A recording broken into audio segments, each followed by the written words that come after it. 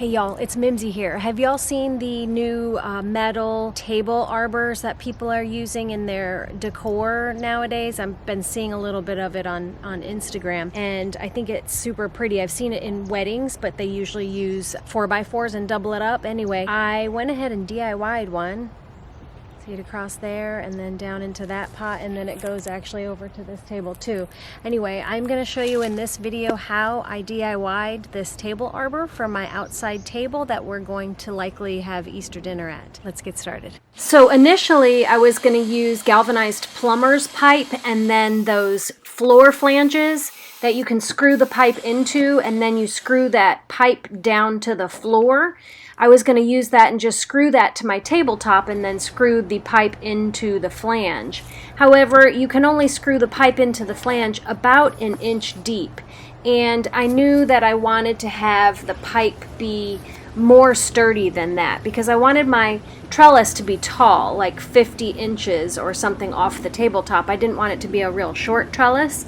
So I knew I wanted my pipe to be much more sturdy than just a floor flange stuck on top of the table. So that's why I'm doing what I'm doing here. And what I did is I drilled a hole in the tabletop, and my planter pots also have holes in them.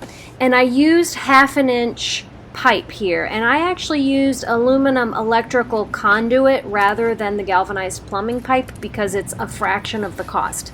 This 10-foot piece of pipe was $6 rather than the galvanized plumbing pipe, which was like $26 for a 10-foot piece. Plus this was way easier to cut. So what I'm doing here is I'm putting the pipe through the planter pot, through the hole in the table, and down into the ground. You see how the pipe came out underneath the table?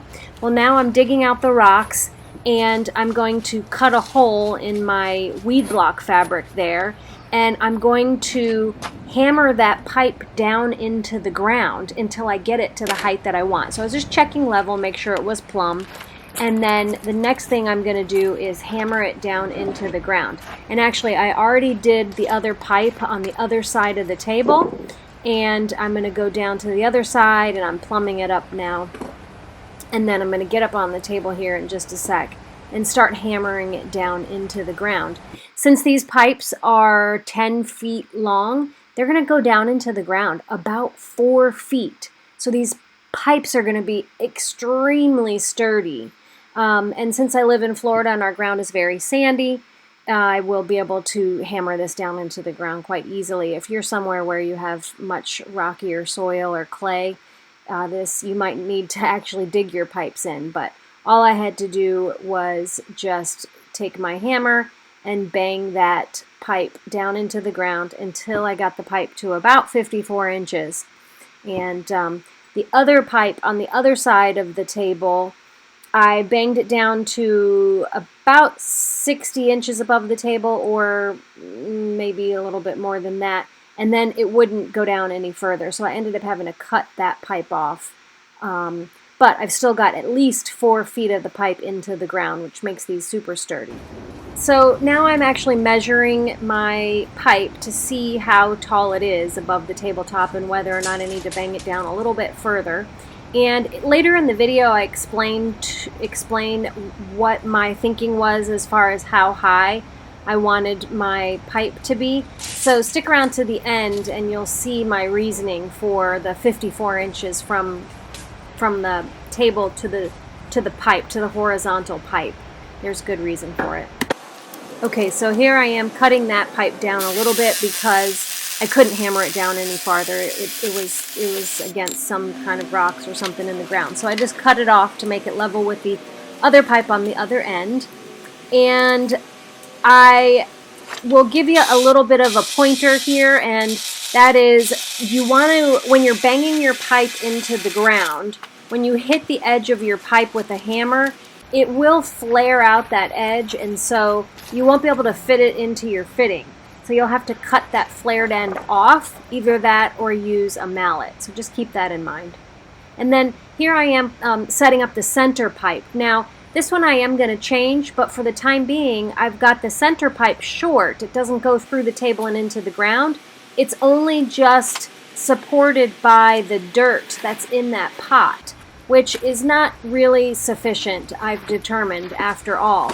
But it's good for the moment, but I am going to go back to Home Depot and get a 10-foot pipe and sink that center one into the ground 4 feet also, so that the center support will be just as strong and sturdy as the 2 outer supports. And here I'm taking the fittings out of the bag. I bought electrical fittings that fit the 1/2-inch pipe. I've got 2 elbows, and they fit right on the 1/2-inch pipe really snugly. And then they've got screws that tighten down onto the pipe to hold that fitting on there. And they're very tight and very sturdy. I had to bang them on there with the hammer. And then the center fitting is an electrical T, and it actually has threads on the inside of that center fitting.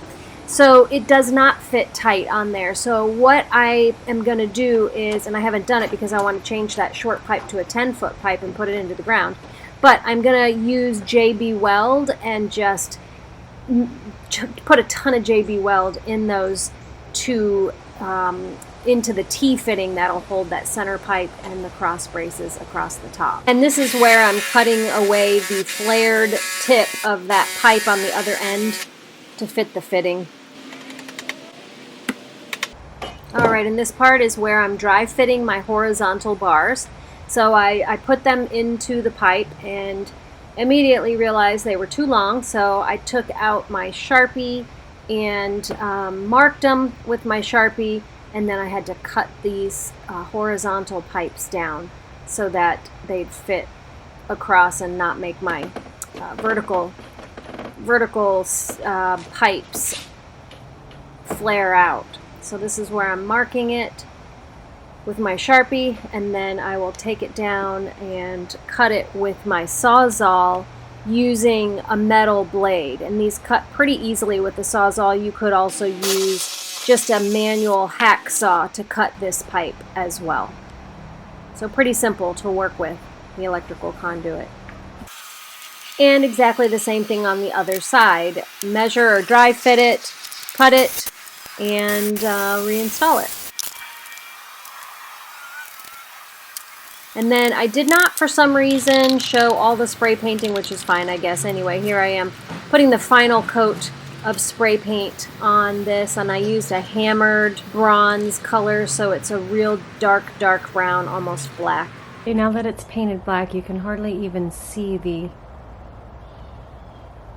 pole. Well, you can see the top. Oops.